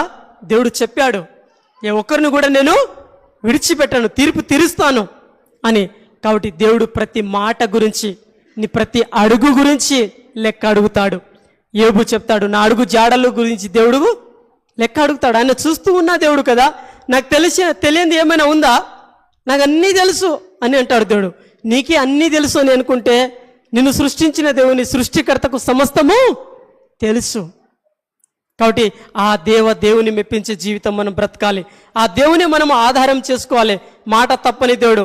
కీర్తనలు 3:5 యెహోవా నాకు ఆధారము కావున నేను పండుకొని నిద్రపోయి మేలుకొందును. హల్లెలూయా. దేవుడు నాకు ఆధారం, ఆయన మీద ఆధారపడుతున్నా కాబట్టి ప్రశాంతంగా పండుకొని నిద్రలేస్తా. దేవుడు నాకు ఉన్నాడు, కాపాడేవాడు అని ఏ వ్యక్తి అయితే దేవుని ఆధారం చేసుకొని దేవుని ఆజ్ఞలు పట్టుకొని భయము భక్తితో నడుస్తాడో దేవుడు వారి ఎడల అద్భుతమైన ఆశ్చర్యమైన కార్యాలు చేస్తాడు. మన దేవుడు నమ్మదగిన వాడు, రాజులకి రాజు, ప్రభులకి ప్రభు. కాబట్టి దానియేలు సింహాల బోన్లో ఉన్న దేవుడు కాపాడాడు. ఎలా కాపాడాడు? దానియేలు ఒక మాట అంటాడు. దానియేలు ఏమని? నా దేవుని యందు నేను నిర్దోషినిగా ఉన్నా కాబట్టి కాపాడబడ్డానని కదా. కాబట్టి నిర్దోషిగా ఉంటే దేవుడు కాపాడుతాడు. ఎప్పుడు దేవుడు అవకాశం ఉంటాయి, ఎప్పుడు దేవుడు క్షమిస్తాడు కదా అని అనుకోవద్దు. ఏ క్షణంలో ఏమి జరుగుతుందో మనకు తెలియదు. కాబట్టి ఎప్పుడు సిద్ధపడి ఉండాలి. అందుకని దేవుడు ఒక ఉపమానం చెప్పాడు. ఏమని చెప్పాడు? ఒక చేపల జాలరి అంట వల వేస్తాడంట. ఆ వల 1 గంట తర్వాత లాగినాక మంచి చేపలను తన గంపలు పెట్టుకొని తీసుకొని వెళ్ళిపోతాడు. కుళ్ళిపోయిన వాటిని ఏం చేస్తాడు? పడేసి వెళ్ళిపోతాడు. కుళ్ళిపోయిన ఎవరు తీసుకెళ్లరు కదా. అలాగా దేవుడు రానే ఉన్నాడు. నీతిమంతులను తన చెంత తీసుకొని వెళ్ళిపోతాడు. దేవునికి విరుద్ధంగా ఉన్న వాళ్ళు విడువబడతారు. అంతే. మొహమాట ఉండదు. అప్పుడు మొహమాట అస్సలే ఉండదు దేవునికి కదా. కాబట్టి కాబట్టి ఎప్పుడు సిద్ధంగా ఉండాలి. బెల్షస్సర్ రాజు ఉన్నాడు. ఏం చేశాడు? తన పని తను చేసుకోకుండా, దేవుని మొక్కకుండా మందిరంలో ఉన్న పాత్రలను తీసుకెళ్ళి అందులో ఆల్కహాల్ పోశాడు. చూడు, మందిరంలో ఉన్న వస్తువులను ఇంటికి తీసుకెళ్ళి మంత్రులతో కూర్చొని వాళ్ళు తాగడానికి పోయేటప్పుడే దేవుని ఆజ్ఞ వచ్చి ఏమైంది? తన నడుము కాలు ఎక్కడెక్కడ ఊడిపోయి రాత్రి ప్రాణం పోయింది. చూడు, మందిరంలో నుంచి ఒక వస్తువు కూడా బయటికి తీసుకెళ్ళవద్దు. బయట నుంచి తీసుకువచ్చి మందిరంలో పెట్టాలి. అర్థమవుతుందా? బెల్షస్సర్ రాజు ఏం చేశాడు? మందిరంలో ఉన్న పాత్రలను తెప్పించి ప్రాణం పోయింది, అధికారం పోయింది. అర్థమైందా? కాబట్టి దేవుని సన్నిధిలో ఉన్న ప్రతి వస్తువు బహుశ్రేష్టమైనవి కదా. దేవుని తీసుకొచ్చి ఇవ్వాలి, కానీ దేవుని సన్నిధి నుంచి ఎత్తుకెళ్ళొద్దు ఏదైనా సరే. కాబట్టి దేవునికి మహిమకరంగా మనం ఉండాలి. ఎందుకంటే దేవుడు దయగలిగిన వాడే వాస్తవమే, కానీ ప్రతి దానికి దేవుడు ఏం చేస్తాడు? లెక్క అడుగుతాడు. ప్రతిదీ దేవుడు లెక్క అడుగుతాడు. ఆయన మంచి దేవుడు, ఆశ్చర్యకారుడు, అద్భుతకారుడు. కాబట్టి ఆ దేవుని వైపు మనం చూడాలి. నమ్మదగిన దేవుడు, సహాయకుడు. చూడు, మనము స్టెఫెను గురించి చూస్తాము. 6వ అధ్యాయం అపొస్తలుల కార్యాలయంలో భోజనాలు వడ్డించే వారిని 7 మందిని ఎన్నుకున్నారు. చూడు, వాళ్ళు ఎట్లా మంచి సాక్ష్యం కలిగి ఉండాలి. మంచి సాక్ష్యము కలిగి ఉండాలి అంటే ఏంటి? ఇంట్లో బయట ఎక్కడ పోయినా మంచి పేరు కలిగి ఉండాలి. తప్పు చేయకుండా, పాపం చేయకుండా ఉండాలి. యథార్థంగా ఉండాలి. దేవుని ఆత్మతో నింపబడి ఉండాలి. అభిషేకించబడి ఉండాలి. పవిత్రంగా, ప్రత్యేకంగా ఉండాలి. కనీసం ఊడవాలన్నా, భోజనం వడ్డించాలన్నా ఇవన్నీ జాగ్రత్తగా ఉండాలి. పరిచర్య చేసే వాళ్ళు కూడా, చర్చికి వచ్చే వాళ్ళు కూడా ఎట్లా రావాలంట? ప్రభా, ఈరోజు నాతో మాట్లాడమని ఇంటికానే ప్రార్థన చేసుకొని సిద్ధపడి చర్చికి రావాలంట. ప్రతి ఒక్కరము మనము సిద్ధపడి జాగ్రత్తగా దేవుని సన్నిధిలో రావాలి కదా. అప్పుడు దేవుడు నీ నీతిని బట్టి, నీ యథార్థతను బట్టి, నీ నిజాయితీని బట్టి దేవుడు నిన్ను దీవించి గొప్ప చేస్తాడు. కాబట్టి ఆయన అద్భుతకారుడు, ఆలోచనకర్త, సృష్టికర్త, ముక్తిదాత. కాబట్టి ఆ దేవుని వైపు మనము చూడాలి. నీ కుటుంబం కట్టబడాలన్నా, నీ కుటుంబం వర్ధిలింపబడాలన్నా, నీ కుటుంబంలో శాంతి, సమాధానం, ఐక్యత రావాలన్నా మొదటగా నువ్వు ఏం చేయాలంటే ఆయన నమ్మదగిన వాడు, నిన్ను దీవిస్తాడు, విడవడు, ఎడబాయడు, నీ కుటుంబాన్ని, జీవితాన్ని కడతాడు. అయితే ఆయన చెప్పింది మనము చేయాలి. ఆయన మాట ఇచ్చిన దేవుడు మాట తప్పుడు. యాకోబు వెళ్తా ఉన్నప్పుడు, తన మామ యొక్క ప్రాంతానికి వెళ్తా ఉన్నప్పుడు, నువ్వు ఎట్లా వెళ్తున్నావో తోడుగా ఉండి క్షేమంగా మళ్ళీ రప్పిస్తా నీ స్వదేశానికి అన్నట్టు దేవుడు ఏం చేశాడు? క్షేమంగా నడిపించాడు. చూడు, అనేక కష్టాలు, నష్టాలు అనుభవించిన తర్వాత దేవుడు ఒక్కడే నాకు ఆధారం, దేవుడు ఒక్కడే నాకు దిక్కు అని ఒంటరిగా మిగిలిపోయి బాగా ఏడిచి ప్రార్థన చేసినప్పుడు దేవుడు కనబడ్డాడు. తన జీవితాన్ని మార్చేశాడు, తన చరిత్రాన్ని మార్చేశాడు. అంతే, దేవుడు ఒక్కడే నాకు ఆధారం, ఆయనే నాకు కావాలి, ఆయన కొరకే బ్రతకాలి, ఆయన చేసిన ఆయన కొరకే అని దేవుని వైపే చూసినప్పుడు దేవుడు అద్భుతమైన, ఆశ్చర్యమైన రీతిగా నీ జీవితాన్ని, కుటుంబాన్ని కడతాడు. ఒకటి చెప్పి ముగిస్తాను. అహీతోఫెలు అనే ఒక వ్యక్తి ఉన్నాడు. తను ఏం చేసేవాడు? వీళ్ళది వాళ్ళది చెప్పి మొత్తం సొంతం దావీదు తండ్రిని, అబ్సలోను తన యొక్క కొడుకుల మధ్య, ఒక కుటుంబంలో తల్లిదండ్రుల మధ్య చిచ్చు పెట్టాడు. ఇంకా వాళ్ళ కొడుకుని చచ్చిపోయేటట్టు ఆలోచన ఇచ్చాడు. హూషై అనే వ్యక్తి వచ్చి ఏం చేశాడు? అది కరెక్ట్ కాదు, అట్లా చేయవద్దని చెప్పి దాన్ని కొట్టివేసి, దావీదు సింహం గుండె లాంటి గుండె కలిగిన వాడు, ఎంతటి వాడని ఆయన ముంగల నిలబడలేడు, అట్లా చేయవద్దు, నువ్వు విస్తారమైన జములతో పోయిన నువ్వు ఓడిపోతావని అబ్సలోనుతో చెప్పి, చూడు, తల్లిదండ్రుల తండ్రికి కొడుకు మధ్య గొడవ రాకుండా ఆ యొక్క గొడవను అణిచివేసి సమాధానపరిచేవాడు దేవుని కుమారుడు. కుటుంబాలను, జీవితాలను, సంఘం సేవలో, పరిచర్యలో సమాధానపరిచి ఐక్యతను అందరిని కలుపుకొని తీసుకెవాళ్ళు దేవుని కుమారులు. లేనిపోని మాటలు పుట్టించి చెప్పేవాళ్ళు దేవుని కుమారులు కాదు, అహీతోఫెలు లాంటి వాళ్ళు. అహీతోఫెలు లాస్ట్కి ఏం చేశారు తెలుసా? సరే, నేను తప్పు చేశాను, నా ఆలోచన అవును సఫలము కాలేదు, క్షమించమని క్షమాపణ అడగవచ్చుగా. లేదు, గర్వం, నా మాట గెలవలేదు, నేనంటే ఎవరు వినలేదు, ఈయన అబ్సలోను కూడా వినలేదు చూడు అని సిగ్గుతో, ఆ అహంకారం, గర్వంతో తన ఇంట్లో వెళ్ళి తనే ఊరి వేసుకొని చచ్చిపోయాడు. కొందరికి అలాంటివి ఉంటాయి, అలాంటి దయ్యాలు కూడా ఉంటాయి. గుర్తుపట్టాలి. నీ పక్కన ఉన్న వాళ్ళతో నువ్వు జాగ్రత్త ఉండాలి. ఎవరి మాట పట్టించుకోవద్దు. దేవుని మాట, ఈ అన్న చెప్పిన మాట, ఈ అక్క చెప్పిన మాట వాక్యంలో ఉందా లేదా, దేవుడు ఏం చెప్పాడు, వీళ్ళేం చెప్తున్నారు అనేది గ్రహించాలి నువ్వు. అది గుర్తుపట్టకపోతే ఎట్లా? ఆ గుర్తుపట్టాలంటే ఏం చేయాలి? వాక్యం, ప్రార్థన బాగా ధ్యానించాలి. అప్పుడు ఎవరు ఎలాంటి వాళ్ళు, ఎవరితో ఎలా జాగ్రత్త ఉండాలనేది దేవుడు నీకు వివేచన, ఆలోచన, పరిశుద్ధాత్మ జ్ఞానం ఇచ్చి నువ్వు పడిపోకుండా, కుడి ఎడమకు తొలగిపోకుండా, జారిపోకుండా నువ్వు చక్కగా నిలబడి నీ పని నువ్వు చేసుకుని ముందుకు సాగగలుగుతావు కదా. నువ్వు గుర్తుపట్టగలుగుతావు. ఉదయం నుంచి సాయంత్రం దాకా ఎన్నో మెసేజ్లు వస్తూ ఉంటాయి, ఎవరిదో విని లాస్ట్కు నువ్వే వాక్యం, ప్రార్థన చదవకుండా, ఎక్కడ ఏ వాక్యం ఉందో తెలియకుండా ఉంటే ఏం లాభం కదా. కాబట్టి నీ సొంతంగా నువ్వు, ఇప్పుడు స్క్రీన్ ఉంటుంది, ఇప్పుడు టీవీ, ఎక్కడో ముఖ్యమంత్రి మాట్లాడుతూ ఉంటాడు, వాళ్ళు భోజనం చేస్తూ ఉంటారు, నేను కూడా చేస్తున్నా అనుకుంటే చేస్తావా? కడుపు నిడుతుందా? టీవీలో కనపడుతుంది కానీ భోజనం నోట్లో వస్తుందా? రాదు. కాబట్టి మనము కూడా ఏం చేయాలి? సొంతంగా మన ప్లేట్లు వేసుకొని ఎట్లా తింటామో, వాక్యాన్ని కూడా, బైబుల్ని చేతులు పెట్టుకొని నువ్వు మనస్ఫూర్తిగా చదువు, ప్రార్థన చేయి. దేవుడు నీతో మాట్లాడతాడు, నిన్ను దర్శిస్తాడు, నీ హృదయం మార్చబడుతుంది. ఆయన సంపూర్ణ యొక్క పరిపూర్ణతలోకి ఎదగగలుగుతాం, ఆయన ఒక సన్నిధి అనుభవించగలుగుతాం, ఆశీర్వదించబడతాం, ఇతరులకు మాదిరికరంగా మనము నిలబడగలుగుతాం. దేవుడు అట్లా అద్భుతంగా మన జీవితంలో తన అద్భుతమైన, ఆశ్చర్యమైన కార్యాలు దేవుడు చేయాలని ఆశపడుతున్నాడు. కాబట్టి ప్రార్థన చేద్దాము. దేవుడి వాక్యం దీవించునుగాక, దేవునికి మహిమ కలుగునుగాక. దైవజనుడు అనే బుక్ విషయంలో నేను చెప్తాను.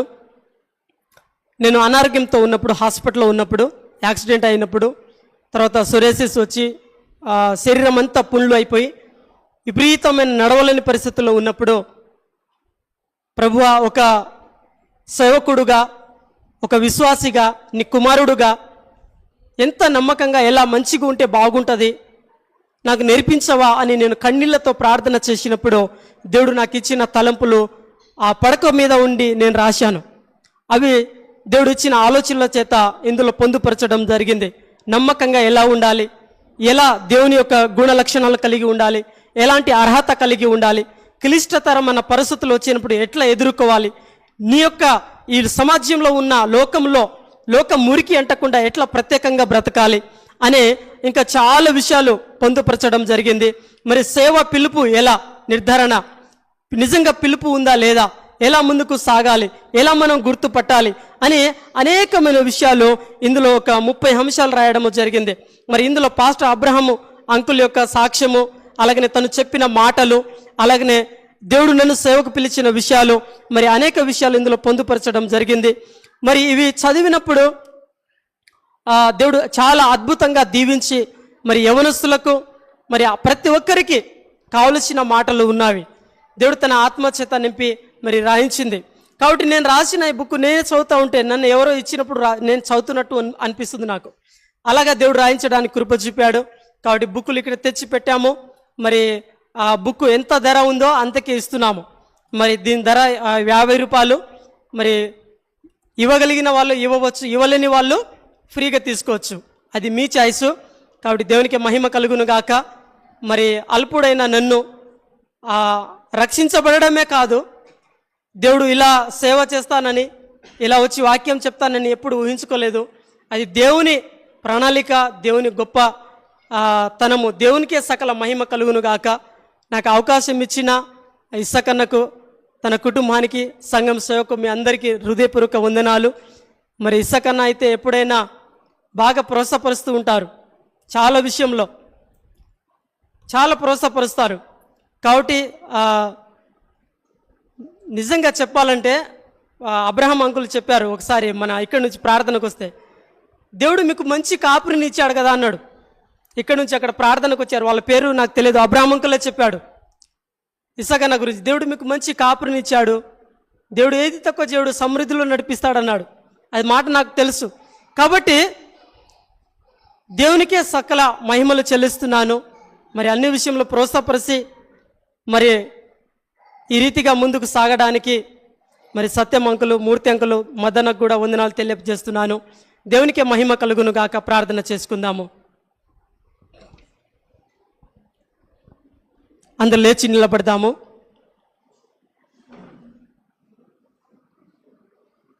హల్లెలూయా. ప్రార్థన చేసుకుందాం. హల్లెలూయా. ప్రభువా, నీ వాక్యం అనుసారంగా జీవించే కృప నాకు దయచేయని ప్రార్థన చేద్దాం. వాక్యం అనుసారమైన ఉజ్జీవం, వాక్యం అనుసారమైన మార్పు, వాక్యం అనుసారమైన జీవితం నాకు అనుగ్రహించు ప్రభువా. పట్టి పిడుస్తున్న ప్రతి దురాత్మల నుండి, ప్రతి బంధకాల నుండి, ప్రతి కీడు నష్టముల నుండి నాకు పూర్తి విడుదల, విముక్తిని దయచేయి ప్రభు అని ప్రార్థించండి. హల్లెలూయా. ఈరోజు స్వాతంత్ర దినోత్సవం కదా, దేశమంతటా సమాధానం దయచేయి ప్రభువా. మా దేశమంతటా, భారతదేశం అంతటా శాంతిని స్థాపించు. సైనికులను, బార్డర్లో ఉన్న సైనికులను, పోలీస్ వ్యవస్థలను, అధికారులను, మా దేశ నాయకులను కాపాడు ప్రభువా. మా దేశ ప్రజలను, మా దేశ నాయకులను నీ జ్ఞానం ఇచ్చి నడిపించు. నీ సన్నిధిలో తీసుకురా ప్రభు అని ప్రార్థన చేద్దాం. ప్రాణ నష్టాలు జరగకుండా, రక్తపాతాలు అవ్వకుండా, ఎక్కడ ఏ నష్టం జరగకుండా మా దేశం అంతటా, లోకమంతటా సమాధానం, శాంతి దయచే ప్రభువా. ఐక్యత దయచే ప్రభువా. ఆదుకు ప్రభు అని ప్రార్థన చేద్దాం. మన సంఘ సేవ సరిహద్దులు దేవుడు విశాలపరచాలని, మార్గం సరళం చేయాలని ప్రార్థన చేద్దాం.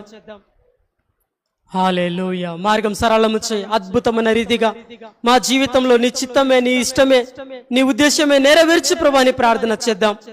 దేని నిమిత్తమైతే పుట్టించావు నీ నిత్య సంకల్పం నా ఎడల, మా కుటుంబం ఎడల, మా పిల్లల ఎడల, మా సంఘం ఎడల, మా సేవకుల ఎడల నెరవేర్చి ప్రభు అని ప్రార్థన చేద్దాం. హల్లెలూయా. ప్రార్థన చేస్తూ పలుకుదాం. ప్రభుని యేసు నామములో నాపై నుండి, మా కుటుంబం పై నుండి, మా సంఘం సేవపై నుండి, మా కాపురి చెందిన కుటుంబాలపై నుండి ప్రతి కీడు, నష్టం, ప్రతి మంత్రక్రియాలు, చేతబడి క్రియలు యేసు నామములో కాలిపోవును గాక. ప్రభుని యేసు నామములో నాకు, మా కుటుంబానికి, మా కలిగిన సమస్తానికి ఉన్న ప్రతి దారిద్రము, ప్రతి సంఖ్యలు, దురాత్మల ప్రభావము, ప్రతి వ్యాధిని తెచ్చి పెడుతున్న సాతాన మమ్మల్ని, మా కుటుంబాన్ని విడిచిపోమని యేసు నామములో ఆజ్ఞాపిస్తున్నాను. నేనును నా కుటుంబము యేసయ్య రక్తముతో కడగబడి ఉన్నాము. నేను యేసయ్య సొత్తు కనుక నా పైన, మా కుటుంబం పైన, మా సంఘం సేవ పైన, మా కాపరి చెందిన కుటుంబం పైన నీకు ఎలాంటి హక్కు, అధికారం లేదు.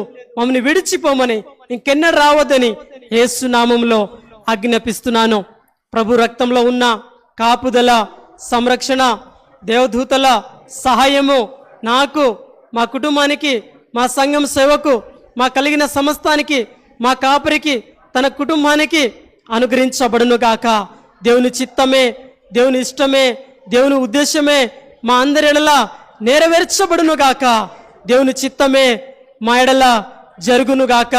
మా సంఘం సేవలో, మా కుటుంబంలో దేవుని ప్రేమ, ఐక్యత, సంతోషం, సమాధానం అనుగ్రహించబడును గాక. మేము ఎప్పుడు సంతోషంగా ఉందుము గాక. యేసు రక్తమే జయం, యేసు నామమే జయం, శిలువ రక్తమే జయం, యేసు నామములో జయమే కలుగును గాక. ప్రార్థన చేసుకుందాం. అద్భుతకరుడా, ఆలోచనకర్త, సర్వశక్తిమంతుడా, నీకు వందనాలు, స్తోత్రాలు ప్రభువా. అయా, మాట తప్పని దేవుడవు, నమ్మదగిన వాడవు, సహాయకుడవు, ఆశ్చర్యకారుడవు తండ్రి, ఆలోచనకర్తవు ప్రభువా. రాజులకే రాజువు, ప్రభులకే ప్రభు, మహిమ ఘనతకు అరుడానికి వందనాలు, స్తోత్రాలు ప్రభువా. కూడి ఉన్న ప్రతి బిడ్డలను జ్ఞాపకం చేసుకో తండ్రి. అయ్యా, అలాగనే ప్రభువా, అయ్యా లైవ్ లో ఎంతమంది చూస్తున్నారో ప్రతి ఒక్కరిని జ్ఞాపకం చేసుకో. ఒక్కొక్కరికి ఉన్న ప్రభు అప్పుడే సమస్యల నుండి, అయ్యా ప్రతి బంధకాల నుండి, చిక్కుల నుండి ప్రభువా, ప్రతి శోధనల నుండి ఒక్కొక్కరిని విడిపించమని అడుగునుచున్నాను తండ్రి. అందరిపైన నీ ఆత్మను, నీ సన్నిధిని, నీ వెలుగును ప్రభు, నీ అభిషేకము కుమ్మరించి ఒక నూతనమైన కార్యములు, అద్భుతమైన కార్యములు, ఆశ్చర్యమైన కార్యములు ఒక్కొక్కరి జీవితంలో జరిగించమని, మహిమను పొందమని అడుగునుచున్నాను తండ్రి. ఆశ్చర్యకరుడానికి వందనాలు చెల్లించుకుంటున్నాను ప్రభువా. ఏ వైపు నుంచి, ఏ విషయంలో ప్రభువా అయా నీకు వేరుగా ఉన్నవిడలా క్షమించి నీ రాజ్య వారసులుగా ఒక్కొక్కరిని తీర్చిదిద్దామని, మా సంఘం సేవలో అంతట్లో ప్రభువా గొప్ప ఉజ్జీవము, మార్పు, మారు మనసు అనుగ్రహించమని, నీ యొక్క పరిపూర్ణతలోకి, సర్వ సత్యంలోకి నడిపించమని అడుగునుచున్నాను తండ్రి. ఒక్కొక్కరిని ప్రభువా ఉన్న ప్రతి పట్టి పిడుస్తున్న బలహీనతల నుంచి, దురాత్మల నుంచి, మంత్రక్రియలు, చేతబడి క్రియల నుంచి విడుదల, విముక్తినిచ్చి స్వతంత్రులుగా మార్చి నీ ఆత్మ చేత, నీ పరిశుద్ధాత్మ జ్ఞానము చేత, నీ దైవిక ఆలోచన చేత నడిపించమని అడుగునుచున్నాను తండ్రి. నడవలేని వారికి నడిపించు ప్రభువా. అయా, మాట్లాడిన వాళ్ళకు మాటలు వచ్చును గాక ప్రభువా. ఒక్కొక్కరికి ఉన్న బంధకాలు తీసివేయి. గర్భఫలం లేని వారికి గర్భఫలం దాచి, అప్పుల సమస్యలు ఉన్న అప్పునే కాడిని తీసివేసి దీవించమని అడుగునుచున్నాను ప్రభువా. వ్యాపారం చేస్తున్న వారి వ్యాపారాలను దీవించు ప్రభువా. అయా, పనులు లేని వారికి పనులు కల్పించు, ఉద్యోగం లేని వారికి ఉద్యోగాలు దాచి, అయా ప్రభువా నీ సన్నిధిలో వచ్చిన ప్రతి బిడ్డల పైన నీ కనుదృష్టి, మనసు నిలిపి వారికి ఉన్న బంధకాలు కొట్టివేసి, వారి సరిహద్దులు విశాలపరిచి, మార్గం సరళం చేసి నీ చిత్తమే, నీ ఇష్టమే నెరవేర్చమని అడుగునుచున్నాను తండ్రి. దేవా, ఇస్సాకును జ్ఞాపకం చేసుకో, తన కుటుంబాన్ని. అలాగనే ఎంతమంది అయితే ఇక్కడ పరిచర్య చేస్తున్నారో, కష్టపడుతున్నారో, ప్రయాసపడుతున్నారో ప్రతి బిడ్డలను నూరంతలుగా దీవించి నీ రెక్కల నీడలో భద్రపరిచి ఆయుష్ ఆరోగ్యాలతో వర్ధిలింపచేయమని, ఈ సంఘం సేవ యొక్క ప్రభువా అభివృద్ధి సమృద్ధిగా ప్రభువా జరిగించమని, శాఖలుగా లోకమంతటా, ప్రపంచమంతటా విస్తరించబడులాగన అయా నీ చిత్తంలో ఉన్న వారిని లేవనెత్తి వాడుకోమని, మహిమను పొందమని, ఇస్సాకును కూడా మంచి ఆయుష్ ఆరోగ్యాలతో వర్ధిలింపచేసి తనను, తన కుటుంబాన్ని పిలిచిన పిలుపులో ఘనంగా వాడుకోమని, మహిమను పొందమని, అల్పుడైన నన్ను తీసుకొచ్చి వాడుకున్న విధానాన్ని బట్టి మహిమంతా నీకే చెల్లించుకుంటూ, గత కాలమంతా నీ కృప ఆధారం అని ఒప్పుకుంటూ, ముందు నీ దయ కొరకు ఎడుకుంటూ యేసు నామములో ప్రార్థించి ఎడుకొనుచున్నాను తండ్రి. ఆమేన్. మన తండ్రి అయిన దేవుని ప్రేమ, ప్రభువైన యేసుక్రీస్తు కృప, పరిశుద్ధాత్మ స్నేహము, సాహసము సకల పరిశుద్ధులకు మన అందరికీ దేవుడు తోడే ఉండి నడిపించును గాక. ఆమేన్, ఆమేన్. దేవునికి మహిమ కలుగును గాక. ప్రభునామములో అందరికీ వందనాలు. దేవుడు అందరినీ దీవించును గాక. హల్లెలూయా. గమనించండి, మరి